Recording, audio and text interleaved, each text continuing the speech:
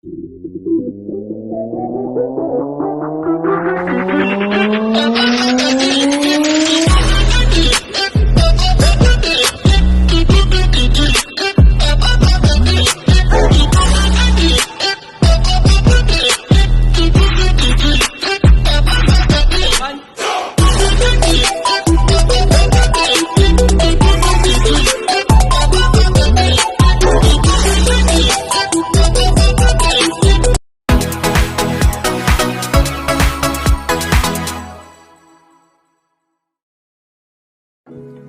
day everyone! So I'm Jake Hazen Garma Puntila from Bachelor of Physical Education. For today's video, I will define the physiological and performance testing. So let's start! Sports physiology is the study of how exercise alters the function and structure of the body. And also, physiological training where the focus is on improving physical fitness, endurance, mechanical, and metabolic efficiency, and etc. Via structural and biochemical changes to your physiology. Performance testing is help you to maximize your athletic ability, movement efficiency, and musculoskeletal conditioning while reducing the risk of injury. Hi guys, so for today's video, I will be discussing to you the principle of specificity. So principle of specificity helps us to identify which training method or exercises are best for each goal. So for example, your goal is to have a bigger bicep. And then what you have to do is to set a goal or a training program that will help you to achieve your goal. So for example, of exercise for biceps are standing barbell curl, concentration curl, dumbbell preacher curl, and etc. So do that for 12 reps. Another example is you want it to become more flexible. So again, all you have to do is a set specific training for flexibility. That's all.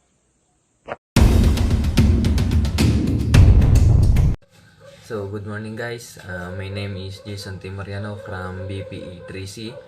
So, my topic that I will discuss to you is the periodization and sports season. So, first, periodization. Periodization is the systematic planning of athletic or physical training. The aim is to reach the best possible performance in the most important competition of the year. It involves progressive cycling or various aspects of training program. During a specific period, conditioning programs can use periodization to break up the training program into the off-season, pre-season, in-season, and the post-season. Periodization divides the year-round condition program into bases of training which focus on different goals. And next is the sports season. In an organized sports league, a typical season in the portion of 1 year in which regulated of games sports are in session. For example, in Major League Baseball, the season lasts approximately from the last year week of March to the last week of September. In the team sports, in other team sports like association football or basketball, it is generally from August or September to May, although in some countries such as Northern Europe or East Asia, the season starts in the spring and finishes in autumn, mainly due to weather conditions encountered during the winter. A year can often be broken up into several distinct sections, and sometimes themselves called seasons. These are the pre-season, a series of exhibition games played for training purposes. Regular season, the main period of the league competitions. The postseason, playoff tournament played against the league. Top, top teams to determine the league champion. And the off-season, the time when there is no official competition. So hi guys, I'm Jerome Arnavero. So for today's video, I'm going to discuss the sample of areas to be tested in training. So without further ado, let's get started.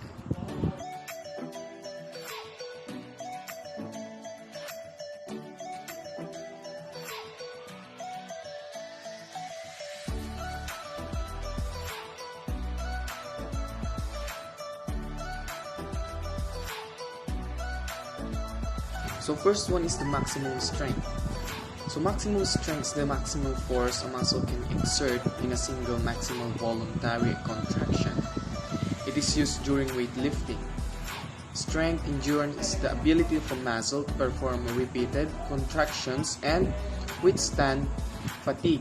It is important for rowers and swimmers.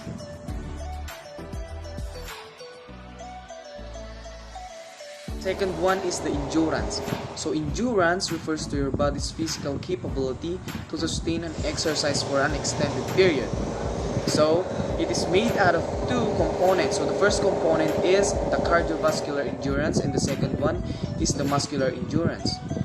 So cardiovascular endurance is the ability of your heart and lungs to fuel your body with oxygen. The third one is the speed in strength. So speed in strength is the priorities are switched. The term refers to moving at very high speed with the maximum load possible. You can develop this trait by training at lower percentage of 1 RM and moving to 1 to 2 and 1.3 meters per second. A typically displayed of speed strength is Olympic weight lifting, change of direction, or some throwing movement like shot put or hammer throwing.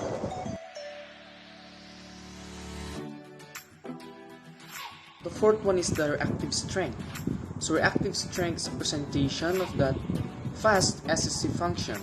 It shows athletes' ability to change quickly from an eccentric to a concentric contraction and their ability to develop maximal forces in minimal time. It has also been described as a measurement of stress on the calf, Achilles, muscle tendon system. Fifth one is the lactate threshold. Lactate threshold is the point at which lactate begins to accumulate in the body. It is usually reached between 50 to 80% of an athlete's volume 2 max during moderate exercise. But with high intensity exercise, it produces faster than the body can absorb it. This one is the stability. So stability is the quality, state, or degree of being stable, such as a strength to stand or endure. Firmness, the property of the body that causes it when disturbed from a condition of equilibrium or steady motion to develop forces or moments that restores the original condition.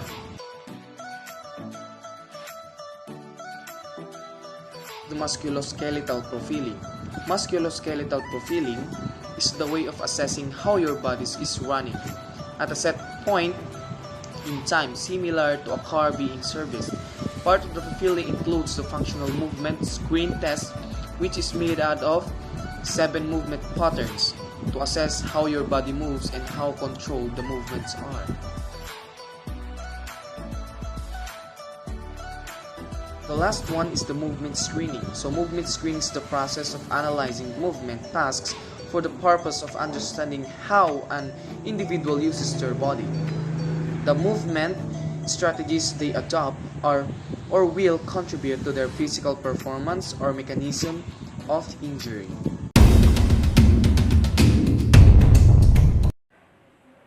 Hello everyone, I'm Ryan G. Sumawang from BP3C, taking Bachelor of Physical Education in Tarlac State University. So my topic for today is about daily practice plan. Daily practice plans, referring the master plan, carefully plan each practice in advance. Do not ever take the practice court unprepared. All phases of the game should be considered with early emphasis on physical and conditioning. Fundamental drills and team organization. Teach well and do not give players too much. It is better to do a few things well and many things mediocre. You may have extents of the master plan well into the season. Proper distribution of practice time within a practice is essential. First bullet, maximum length for single practice should be 2.5 hours only. Second bullet, little is accomplished after 2 hours. Long practice also reduce practice enthusiasm and performance. Third bullet, in addition, problem of fatigue, reduced effort, and injuries are encountered after 2 hours. Fourth bullet, as season progresses, length and practice should decrease. And last bullet, on days before game, cut the practice time down in a length but not its intensity. Write out and carry daily plan to practice. First, no coach should take a practice floor without a written daily practice schedule. Mental plan will elude you on the floor. Second bullet, players will feel a sense of organization and respect coach efforts. Third bullet, practice. Go over practice plan. And last bullet, teach and add new things at the start of practice when player addition and grade test.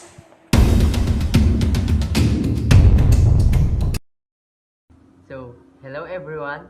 I'm Ariel Panso Daliba Jr., taking Bachelor of Physical Education in Tarlac State University. So, my topic for today is all about how to create monthly lesson plan. So, let's start. So, I have a 6 step to create a monthly lesson plan. So, first step is choose learning goals. It is very important for you to know what set of specific skills and knowledge you want your student to develop in one subject or lesson before you start planning. Make separate lists for what you want to achieve and what you will be the set of skills required for that. It is very important that you even work on developing skills and not only knowledge. What you want to achieve should be possible and easy for you to work for. And the second step is pick exciting topics. Try to pick up interesting topic from the curriculum you have to follow. Find a way to make a boring class interesting. You can also make a connection with the topic and the students' interest so that they can understand the topic being taught better. Do not make controversial statements, but try and build your lesson around their likes. And the third step is try to know your student.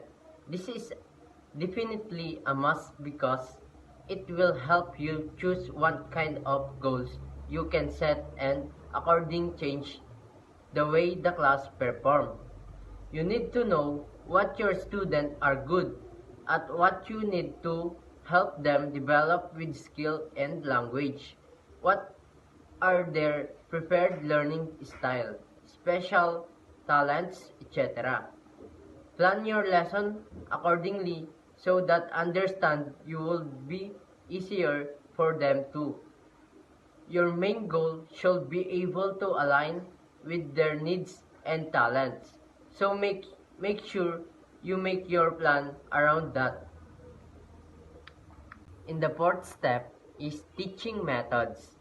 Your lesson plan should consist of a list of all the different types of teaching method you can use to make a lesson easier and understandable to your student. It will facilitate the student's learning preference. Try making them interact with others. Allow practical knowledge to take its course to get to a student. Group activities introduce art like music, jam, just a minute, session, etc. so that each student has equal opportunities to showcase their talents in the class. You can take the help of sample lesson plan from other faculty members to make one of your own. In the fifth one is the list of materials required. Provide as many materials as you can for your student and allow them to explore their talent through them. It helps in the learning process of a child. Try audiovisual lessons which are appropriate and connect to the lesson you are teaching. Give them worksheet, assignment, questionnaire, quizzes, group discussion, or etc. to make them work hard and know what is being taught in class. The last one, sixth step, assessment and evaluation. An assessment does not mean testing the student. It means that you have to be a keen observer to see and understand whether or not the student were comfortable with your teaching and also what they have grasped from your class. Make a fair assessment of all the students and the result of the lesson taught.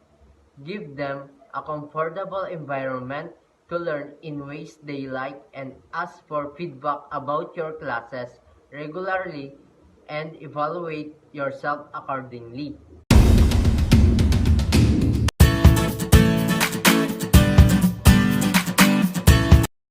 Hello, good morning everyone.